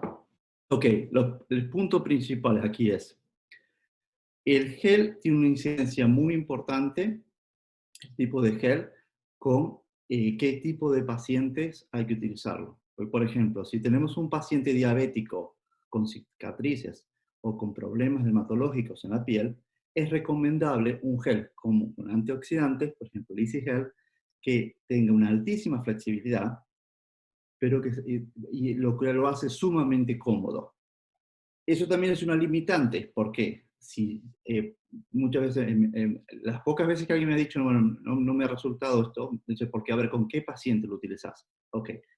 Cuando este tipo de gel, por ejemplo, si tú le das a un paciente activo, no sirve, porque él tiene que tener mucho más control y estabilidad. Y esa alta elasticidad le pierde control y elasticidad. Por eso, según el caso y el paciente, es qué gel o qué material se recomienda. Por eso, cuando ya tenemos pacientes con una piel más sana, no tiene sentido utilizar un gel con antioxidante. Ya utilizamos un gel, por ejemplo, con el Grip Gel. Y cuando son un paciente de un mayor nivel de actividad, es mucho mejor utilizar, por ejemplo, el nuevo gel de alta densidad o la silicona, que también es mucho más fresca, no permite la transmisión del calor, tiene sus beneficios también. Ok. Yendo en más detalles, en el EasyGel, que es el que tengo aquí, así se ve, ese polvito blanco, también lo puedo mostrar en un liner, hay un polvito blanco, es el antioxidante. ¿Qué son estos antioxidantes? Son radicales, lo que hace es neutraliza los radicales libres y los grupos hidroxilos. En las primeras 4 semanas, el paciente utiliza la prótesis, naturalmente va a haber una transpiración. Durante esa transpiración es como un aceite que se le va incorporando a la piel y lo ayuda a mejorar significativamente la piel. Tenemos después 3 estudios interesantes con pacientes que se ve claramente con las mejoras de la piel durante estas 4 semanas. Una característica, como dijimos, del EasyGel muy buena es la gran elasticidad, que mucha facilidad de estiramiento y eso le da un mayor nivel de confort. Todos los geles que utilizamos en nuestra empresa son hipoalergénicos y en este caso en particular es muy agradable a la piel. Ok, acá hay un caso, una colega nuestra, Julia, que se un desafío a ver si se podía ella entrar toda dentro del liner de EasyLiner Super Stretch y logró ponerlo. Está mejor todavía el video cuando lo hace porque es bastante gracioso, interesante. Bueno, aquí están los 3 casos. Tenemos el primer caso, que es un paciente con diabetes severa, dependiente de insulina y con vasculación comprometida. Ahí vamos a ver cómo, como siempre, de las primeras 4 semanas, el efecto. Después tenemos un paciente con dermatitis y después tenemos un paciente que está utilizando la silicona y cambió a utilizar el EasyGel, el antioxidante, y también ahí se ve las mejoras. Como dijimos, el paciente con diabetes, se puede ver claramente el muñón, las lastimaduras, las cicatrices, como luego de una semana hay unas mejoras y luego de 3 semanas las mejoras son significativas. En el caso del paciente con dermatitis, también se puede ver como en una sola semana, miren cómo está aquí, el nivel de la dermatitis, en una semana se mejoró la piel. Es algo impresionante, sí. Okay. Aquí está el caso de un paciente que utilizó una silicona, se ve que no es una reacción, efecto, y después de 4 semanas, con un material más ameno, ahí está mucho mejor el muñón. Okay. Un ejemplo, el mejor ejemplo, bueno, del EasyLiner es el EasyGel, que tengo aquí, que es un material con el gel, el EasyGel, utiliza el EasyGel como gel, que tiene los antioxidantes. El tejido tiene una elasticidad tanto horizontal como vertical, lo cual es bueno para este tipo de pacientes. Y es ideal para pacientes con problemas de piel, cicatrices, diabéticos, pero por favor de bajo nivel de actividad. Nunca le pongan un tipo de estos materiales para un paciente activo, que va a perder control, va a pensar que se le sale la prótesis, etcétera, etcétera. Es recomendable para este específico tipo de pacientes. Cuando ya tenemos pacientes con una piel más sana, una alternativa, pero de bajo nivel de actividad, es el Grip Gel o el General Purpose Liner. Tiene algunas características interesantes, como el mayor elongación, que no restringe el flujo sanguíneo a la vez. Es muy fácil de quitar y de poner, sobre todo ponerse el liner, que es un desafío. Y el Grip Gel tiene una textura pegajosa que permite que no se enrolle el liner. Y como dijimos, es para pacientes con una piel más sana, pero de bajo nivel de actividad. significaría K1, K2, bajo nivel de actividad. Okay. Luego se fue avanzando y logramos ahora tener un gel que se llama gel de alta densidad o High Density Gel. Como se ve, si lo compara con el otro gel, miren cómo se estira esto. Este se estira bastante menos. Sigue siendo más elástico que las siliconas normales, pero mucho menos que el Easy Gel. Esta nueva fórmula de gel da una mayor firmeza, una estabilidad, muy buena estabilidad, y logra un control y una seguridad mejorados. Pero además sigue siendo algo cómodo y confortable. Y es adecuado para pacientes de ya un mayor nivel de actividad. Se puede hacer K3 y K4. Sí. Aquí tenemos Daniela utilizando, ella utiliza este tipo de gel y de liner, utiliza el Superior Performance Liner. Ella hace una vida normal, todo tipo de actividad, va también al gimnasio y sería una muy buena K3. Y tenemos ya algunos pacientes modelos como Fabio y Yuri, que ya son de actividades más extremas que yo no las hago ni las podría hacer, pero bueno, ya eso los consideraría un K4, ambos. Sí. Ok.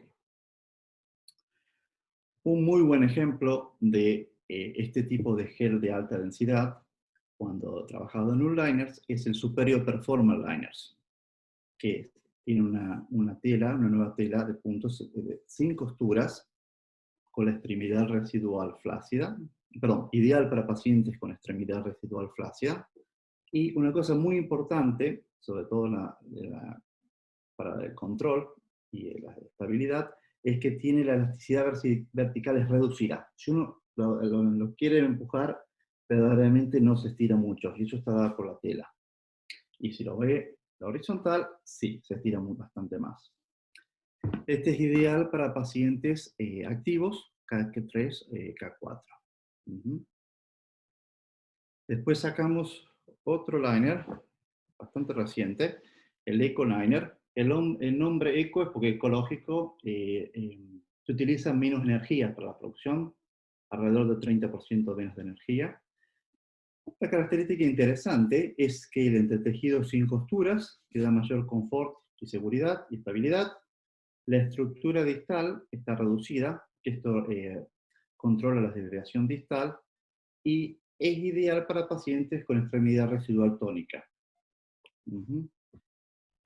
Utiliza el gel de alta densidad y también es para usuarios activos. Este es bien reciente, este es más interesante. Tenemos el Smart Seal, que además de tener, como el anterior, el entretejido sin costuras, tiene, que esto es muy importante, unas bandas que se agarran a la superficie del encaje, sin afectar la fluidez de la sangre dentro del cuerpo. La pared interna se adapta al muñón, y eso es interesante, este es único, perdón. Siempre me preguntan por qué tener las dos cosas, el pin y tener las bandas. La razón es, como la doctora comentó, uno de los problemas que se tiene, sobre todo después de un tiempo de tener una prótesis, un liner, es la rotación. ¿Esto qué es lo que nos da? Nos da doble control. Da el control del pin, ¿muy bien? Pin, y del control para la rotación y la mayor estabilidad por las 4 bandas. Ok, uno de los desafíos de este tipo del Smart Seal es que si no se le pone el lubricante, ¿qué es lo que es lubricante? Es un 70% de alcohol y un 30% de agua. Si uno no le pone el lubricante, es muy difícil de insertar el liner en el paciente. Eso también, por eso, tiene que ser para pacientes activos y también con 3/4 del muñón, por favor. ¿Sí? Aquí va a mostrar mi colega Mateo lo difícil que es ponerlo sin el lubricante. Por favor, no lo intenten.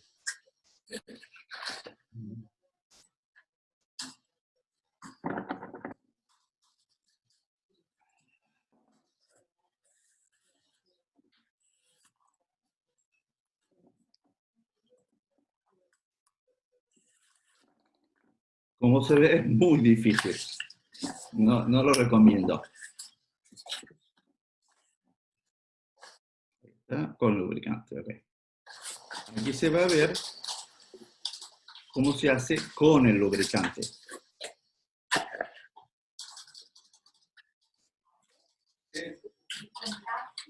Se ve que el lubricante se pone en las bandas y también la parte de arriba del liner. Y se lo masajea penitas alrededor. Ahí se lo va a ir haciendo. Ahí se ve cómo lo hace.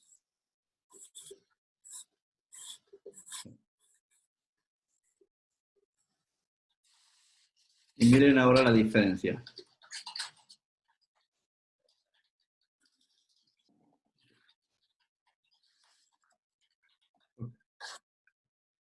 Ok, resumiendo, en relación al gel, cuando tenemos un gel con pacientes con problemas de piel, sobre todo tienden a ser diabéticos, piel muy sensibles, es el que está aquí, si se ve claramente, el Easy Liner. Cuando ya estamos con pacientes de mayor nivel de actividad, con la extremidad residual flácida, sobre todo, es ideal el Superior Performance Liner. Cuando ya estamos hablando de pacientes con extremidad residual tónica, también de mayor nivel de actividad, se recomienda el Ecoliner. Y cuando queremos utilizar una suspensión de vacío, sin la necesidad de la rodillera, está el Smart Seal, o cuando queremos la doble seguridad, es el Compin. Ok, este paciente es un liner que hemos hecho de silicona. La primera reacción que tiene el paciente es qué liviano que es. Es impresionante. Es lo primero que dicen, qué liviano y fresco. Es la primera sensación que el paciente automáticamente lo dice. Tiene un tejido sin costuras, lo que da una total libertad de movimiento y es muy fácil de ponérselo y quitárselo. La estructura distal, aquí, reduce el pistoneo sin generar ninguna restricción. Algo muy interesante es el gel está diseñado con una silicona médica para reducir el coeficiente de fricción y se logra una quinta parte de la fricción normal con otros tipos de siliconas. Esto es ideal para pacientes activos, sobre todo en lugares cálidos donde normalmente se sufre por la transpiración y da una sensación de enfriamiento. Ok. Después, a veces me pregunta por qué solo de 3 milímetros, porque es muy importante no limitar el movimiento de la rodilla. Para 6 milímetros es recomendable directamente el material con alta densidad, o HT. Okay. Esto está muy bueno. Esto es para simplificar la vida. Es según el nivel de actividad, si es baja, media o alta, y la piel, si la piel es sensible o la piel es sana, qué tipo de material o de liner se puede utilizar o es recomendable. Sí. Esto es muy, muy importante. El cuidado del liner. ¿Cómo utilizar el liner? Es esencial, primero, que el muñón esté bien seco. Se lo pone, como está en la foto aquí, de adentro hacia afuera, apoyándolo en el extremo distal, y se lo desenrolla masajeándolo. Hay que evitar que haya ningún tipo de burbujas dentro. Esto también es fundamental. El cuidado de la piel y del liner. Cómo lavar el muñón y el liner. Hay que lavarlo con agua tibia y jabón neutro. Puede ser el jabón de bebés también. Enjuagarlo abundantemente con mucha agua. En cuanto al tejido externo, se lo puede lavar manualmente o con lavarropa, pero sí o sí utilizar, por favor, un detergente neutro. Secarlo con trapo limpio. Otro consejo que han dado es que semanalmente, una vez por semana, pasar un paño con alcohol. Pero por favor, no llenarlo de alcohol el liner, no, simplemente un paño, una toallita, como está en la foto, está muy bien hecho en la foto, se lo limpia con alcohol y después se lo seca con un paño, una toalla limpia. Todas estas instrucciones van a estar a disposición de ustedes estas guías de cómo limpiar el liner, los criterios de selección de los distintos liners, y también después del sistema VIP, que lo vamos a ver más adelante. Okay. Es muy importante cuando se deje el liner, o la persona durante el final del día, no dejarlo de adentro hacia afuera, sobre todo los de gel. Son un poquito más sensibles al gel. Nunca dejar el liner así. Esto un desastre si se lo deja así. Ok. Pues hay más chances de que se raje. Y no ponerlo en superficies calientes, ni en el jardín, ni en la estufa, etc. Ok, tenemos varias rodilleras, pero quería mostrarle esta rápidamente, porque la verdad que es una rodillera que es espectacular y a nuestros pacientes, usuarios les encanta. Es una rodillera de tejido sin costura, con 30 grados de preflexión, lo que imita la anatomía humana, e ideal para paciente activo, y sigue utilizando el gel de alta densidad. Okay. Esto es interesante. Acá, como ustedes bien saben, sobre todo los primeros 30 días cuando se hace un nuevo socket, generalmente se reduce significativamente el volumen. Por la transpiración es muy común y es un problema. Siempre está el desafío, ¿qué hacer?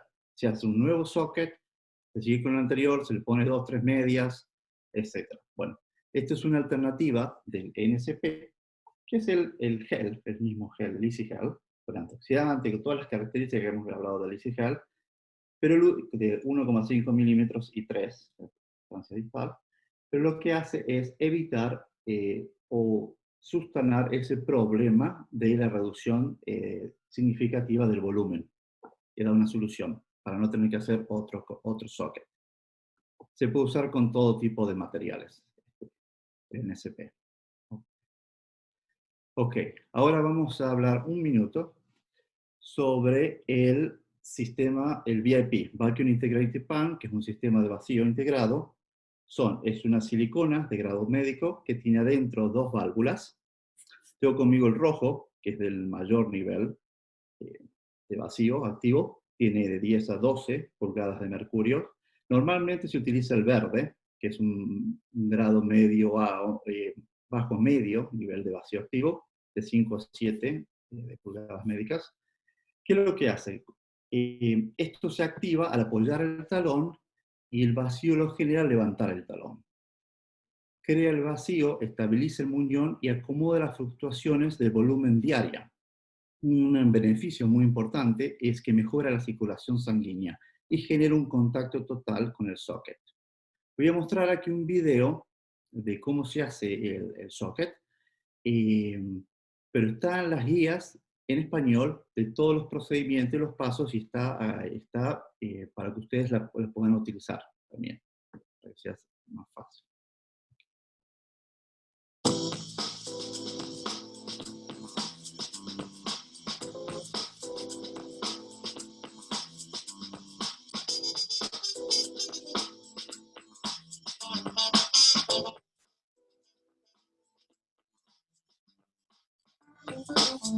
Estos son los materiales que hace falta tener: el sistema de vacío, el dummy, una rodillera y un liner sin pin, y además un adaptador.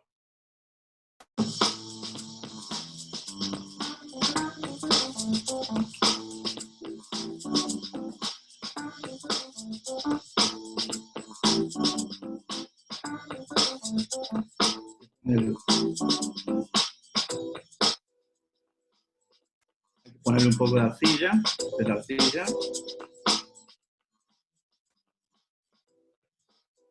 se prepara el positivo para la laminación.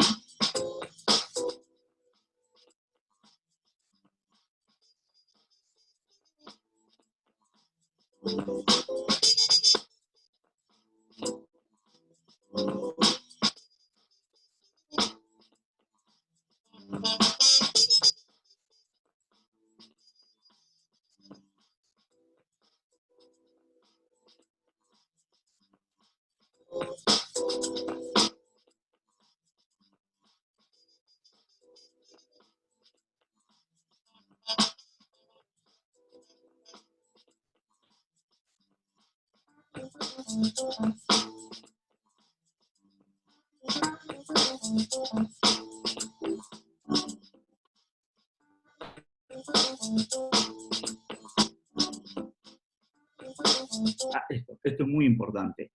Ahí donde sale el aire, o sea, es importantísimo que el adaptador, nosotros en el dummy, ya viene el agujero para el aire, pueda salir el aire. Esta parte es la parte rojo verde, se ve bien, es la que tiene el contacto con el muñón, con el muñón, y esta parte es la que, exterior, que hace la extracción del aire. O sea, es muy importante esto, que haya un agujero en el adaptador.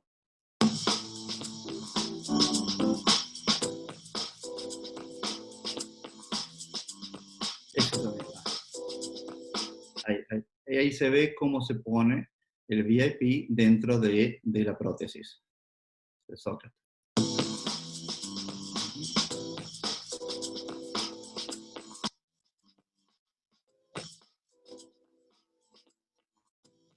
Okay. Un último detalle, que es muy reciente, espectacular, es un nuevo app, está en la página web, donde se puede hacer la selección según el nivel de amputación, la longitud del muñón, el nivel de actividad, la forma y volumen del muñón y las condiciones clínicas, utilizando en el celular, en el app, nos da las mejores alternativas. Les voy a mostrar un segundo.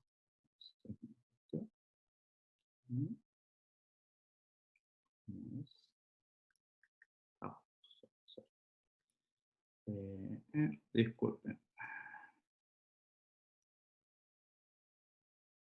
Ok. ¿Cómo hago esto? Safari, bien. Perdona, Adolfo, si me puedes ayudar ahí. Está, gracias. Ahí está, sí. Siempre un desafío cambiar de una pantalla a otra. Sí, Ok, totalmente. vamos a hacer un ejemplo simple. Ahí, como vemos, puede ser un paciente tanto transtibial como transfemoral. Escojamos un transtibial. La longitud del muñón puede ser corto, medio, largo. Hagamos uno medio. Es simplemente un ejemplo. A nivel de actividad, busquemos un bajo nivel de actividad. A ver, forma y volumen del muñón, regular, y condiciones clínicas. Hablando tanto de los diabéticos y piel sensibles, vamos a ver, ¿qué nos dice ahora? Perfecto. Ahí sería el caso del lisinarian con antioxidante y también están otras opciones. Sí. Esto, bueno, se lo dejo a ustedes para que jueguen y es bastante interesante. Ahí está. Es bastante interesante ver, sobre todo con el app, porque nos da una herramienta de muy fácil de utilización y, como dijo un colega nuestro, les hace la vida más fácil. De mi parte estoy muy agradecido por poder estar con ustedes y estoy a su disposición para preguntas. También muchas gracias por el equipo de Chupis, Adolfo y Mari, y una excelente presentación de la doctora Chivata. Estupenda. Todo lo que necesiten estoy a su disposición. Ahí, Adolfo, te paso. Sí. Muchas gracias, Juan. Bueno, veo que tenemos algunas preguntitas. Vamos a ver si respondemos algunas. Me dice, por ejemplo, acá, ¿cuánto tiempo recomienda que se debe usar o cambiar el liner? Sí, normalmente ideales, depende también el nivel de actividad, la fricción que tiene el paciente, el usuario. Normalmente debería durar un año sin problemas. Sí. Lo que normalmente se rompe suele ser el gel o silicona, se llama, el material. La tela según el material, demora más, dura más. Sí. Debería durar sin problemas un año. Ok, perfecto. A ver, Bueno, me habla mucho aquí, por ejemplo, que vos hablaste de ciertas guías, que cómo las pueden obtener. Eh, Esas creo que están ya ahora, está en la guía tanto para limpieza del liner, que eso es muy importante, sobre todo para los pacientes, y los doctores fueron los que me pidieron los criterios de limpieza del liner, y también está para los pacientes o protecistas, las dos guías están ahí, las del liner y del VIP. ¿Las tiene usted? Sí. Se la podemos mandar en email o podemos hacer la opción que la bajen, como sea mejor. ok, listo. En todo caso está en el correo perdón, en la página de ALPS, ¿no? Sí, las Sí, voy a pedir. Sí. si quieres, la persona específica que los está pidiendo es uno de los técnicos acá de Colombia. Sí, yo creo que tú me pasaste la de los liners. Si Sí. quieres, me pasas la de la otra por WhatsApp y yo se la envío a esa persona y después también hacemos el rebote de esa información al resto del grupo que estuvo en el webinar para que la tengan, porque es una guía muy buena para los liners. Sí, sí, sí. Hay una pregunta muy interesante acá de Julián Duarte que dice, ayúdame Juan con esto, ¿estos liners se pueden construir sockets de carga específica o tienen que ser de carga total? Eh, Hasta donde a mí la literatura me da, cuando tú usas liners, usas carga total. Pero no sé tú qué digas, Juan. Lo voy a anotar. La verdad que eh, Porque cuando usas carga específica, generas un deterioro prematuro del liner. Porque los liners fueron creados para uso con carga total. Esa combinación de liner con PTB, por ejemplo, genera un desgaste prematuro del liner y no es que el liner no sea de buena calidad o se esté usando mal, sino que esa combinación no es buena. la mayoría de la experiencia que tengo así con Latinoamérica y es la mayoría de los pacientes y la mayoría de los protecistas, en gran cantidad de los casos no han tenido problemas. O sea, es buena pregunta, es la primera vez, la voy a tener que anotar.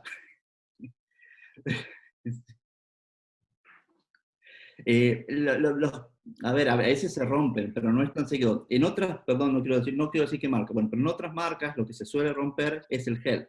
Por eso nosotros hacemos la demostración de que hay que romper este gel. Hacemos el desafío de romperlo. Y en nuestro caso, lo que se puede romper, que raramente ocurre, pero sucede, es la tela. Entonces, en ese sentido, aunque digamos, no creo que hubiera un gran problema. Sí, sí. Sí, acá el personal me están escribiendo unos técnicos y me dicen si efectivamente los liners no fueron creados. Nosotros tenemos un vicio, una mañita mala, en Colombia le decimos maña, es un vicio, es una conexión errónea entre generar un liner con una carga específica, por ejemplo, en los transtibiales, y eso no está bien. Si tú usas un liner para que el liner haga todo su comportamiento como fue creado, la carga debe ser total.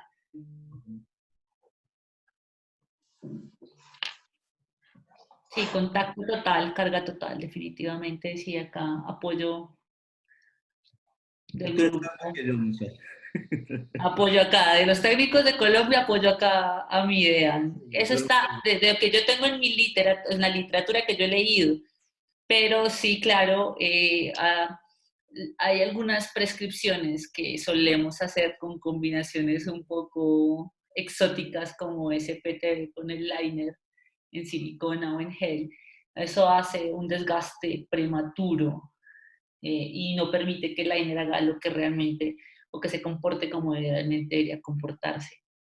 Mira, acá sí, todo el mundo, acá todos votan porque sea carga total, o sea, Ok, carga por total. unanimidad, carga total, no cargas específicas con los liners. Buena pregunta. Que todos quieren, por favor, tus guías. Los Las días. están pidiendo. Sí, eso. Sin Eh, embargo, Juan, todas las guías se encuentran en la página web de ALPS, ¿no? Lo voy a pedir. Creo que sí, no, pero no estoy 100% seguro, pero me voy a asegurar que la semana que viene estén en la página web de Alps. Ok, También yo creo que no sé si... todos los que están inscritos les mandamos un email pasándole las guías. Ok, listo. Y también Perfecto. es interesante el app, si los que quieran bajarlo, está muy bueno, la verdad. Sí. Sí, a mí me ha servido mucho, más cuando uno no tiene tanta familiaridad con la variedad de liners que tiene Alps, eso te lleva como directo al grano, digamos. Ayuda Una bastante. pregunta para ti, perdóname, Alfo. ¿El liner transfemoral de ustedes también funciona para desarticulado de rodilla?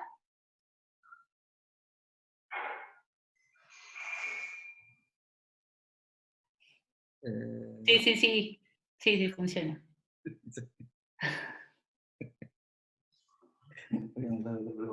El tiempo de duración de la válvula VIP, ¿cuánto es?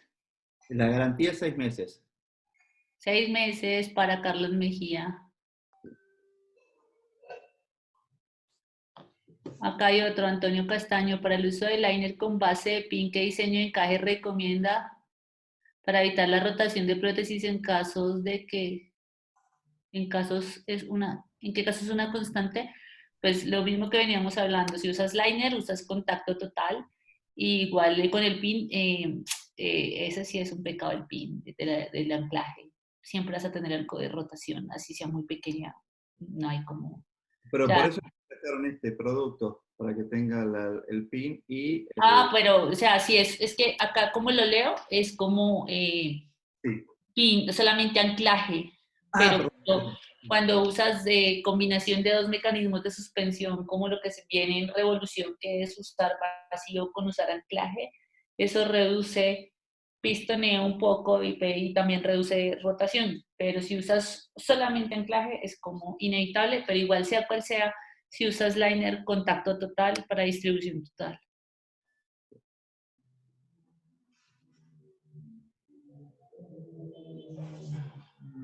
Sí, bueno, creo que para aquí hay algunas preguntas repetidas, una que ya se ha hablado sobre las zonas de dolor, fuentes de dolor en un amputado. Aquí hay una que dice, si hablamos de amputación sobre rodilla, con una prótesis con suspensión por vacío, envían liner sin membrana.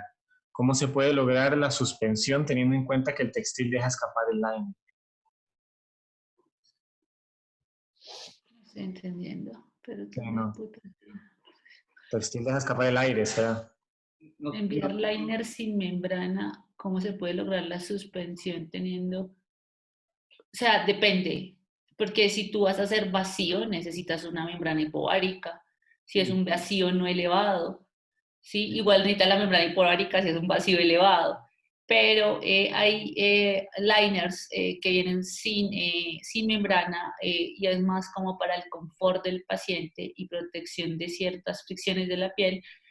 A veces lo que usas es un mecanismo de suspensión externa, pero acuérdate que eso es como para un K1, o sea, no le vas a poner eso a un paciente de Exacto. K2 para arriba, no, no, no, no, no, No, no. no, Pero tampoco lo ¿tú qué recomendamos. piensas, Juan? ¿Sí? ¿Cierto? Totalmente. No, de hecho, son para excepciones el liner sin membrana o sin tela. Sí, sí, sí. Sería para una excepción, un paciente que tiene un gran problema en la piel, una deformidad muy grande en la piel. Diabético, de esos obesos en diálisis, que hacen esas facelaciones de piel así terribles, ese pacientito. Cero, con muy poco control y muy poca estabilidad. Si le das un liner sin tela, es criminal. Sí, bueno, sí. por cuestiones de Perdón. tiempo, mejor vamos cerrando, porque ya van a ser acá las 11, han pasado 2 horas, así que, doctora Chivatá, Juan, muchísimas gracias a los dos. Gracias, Juan, gracias al equipo, gracias a todos, un gusto, siempre será un placer y todos vamos creciendo en grupo. Y recuerden, es mejor trabajar en grupo que trabajar solitos. En Totalmente. equipo somos más fuertes.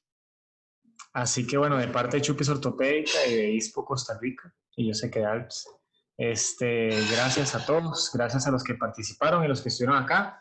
Aquí estuve en lo que son los chats promoviendo las charlas que vienen. El 10 de agosto tenemos una de Marl Ortiz a las 10 de la mañana Costa Rica, en Argentina, eso son 3 horas más, entonces 1 de la tarde. Y el 29 de agosto volvemos al mismo horario con la doctora Chivata de nuevo y con Juan, hablando de mecanismos de suspensión e interfaces. El de Mario Ortiz, perdón, el de Mario es prótesis transfemorales. Aquí lo comparto una vez más, ahí están los links para que se registren, para que estén para las charlas. Y nos vemos entonces. Muchas gracias a todos. Gracias. Nos vemos la próxima. Nos vemos. Chao, Pancho. A todos. Chao.